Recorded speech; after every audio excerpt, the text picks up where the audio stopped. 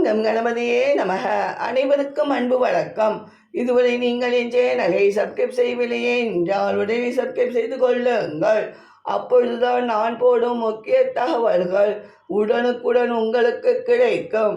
மா, காலை என்ன டிஃபன்மா என்று வந்தனர் மகேஷ் மாலா இருவரும். இட்லி சாம்பார் பா என்று சொன்னாள் அம்மா அனு. ஹாலிடேஸ்ல எப்பவும் நீங்கள் டிஃப்ரெண்ட்டாக அடையாப்பம் என்று செய்வீங்களேம்மா என்று கேட்டான் மகேஷ். அம்மாவுக்கு கால் வலி என்று 2 நாளாக சொல்லிட்டே இருந்தாங்கடா மகேஷ் என்று சொன்னாள் மாலா. ஓஹோ, அப்படியாம்மா, இப்போ உங்கள் கால் வலி எப்படிம்மா இருக்கு என்று கேட்டான் மகேஷ். அனு, நானும் 2-3 இடங்களில் வேலைக்கு ஆள் சொல்லி இருக்கேன்மா, எதுவும் சரியாகவே அமையவில்லை அனு என்று சொன்னார் அருண். ஜூன் 20 இன்று உலக அகதிகள் தினம்.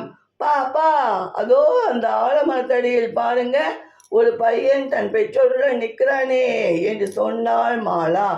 ஆமா, அவங்களை கூப்பிட்டு என்ன ஏது என்று விசாரிப்போம் என்று சொன்னார் அருண். நாங்கள் மூவரும் வெளிநாட்டில் இருந்து வந்த அகதிகள். பரத், பாரதி, புவி. எங்கே போவது என்று தெரியாமல் நிற்கிறோம் சார் என்று சொன்னார் பரத். ஓகே, இங்கே வாங்க உட்காருங்க என்று அவர்களுக்கும் டிஃபன் இட்லி சாம்பார் சாப்பிட தந்தாள் அனு. ரொம்ப நன்றிம்மா என்றனர் மூவரும். பரத்தின் மனைவி பாரதியிடம், உங்களுக்கு சமைக்க தெரியுமாம்மா என்று கேட்டார் அருண். அங்கிள், எங்க அம்மா அருமையா சமைப்பாங்க என்று சொன்னான் பரத் பாரதியின் மகன் புவி. ஓகே, அப்போ நீங்க அவுட் ஹவுஸில் தங்கிக்கோங்க. பாரதி, நீங்க மதியம் எல்லாருக்கும் சமைச்சிடுங்க. பரத், நீங்க தோட்ட வேலையெல்லாம் செய்யுங்க.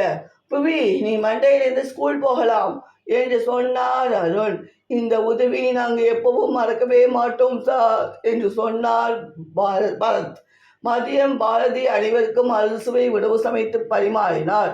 சாப்பாடு சூப்பர் என்றனர் அனைவரும். நன்றி, வணக்கம்.